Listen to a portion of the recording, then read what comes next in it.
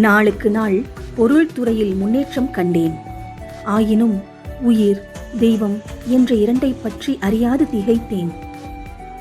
எனக்கு என் ஆசான் எஸ். கிருஷ்ணாராவ் விளக்கி வைத்த பஞ்சபூத தத்துவம் வர வர மிக தெளிவாக விளங்கியது.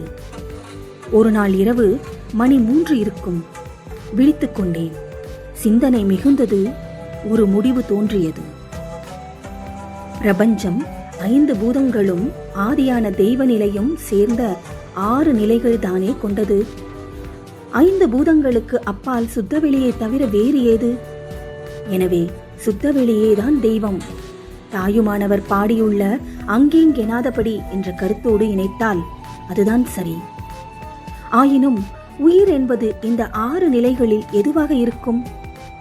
இயக்க நிலையில் உள்ளதால் அது பஞ்சபூதங்களில் ஒன்றான விண்ணாகத்தான் இருக்க வேண்டும் என்ற ஒளி போன்ற கருத்து விளங்கியது.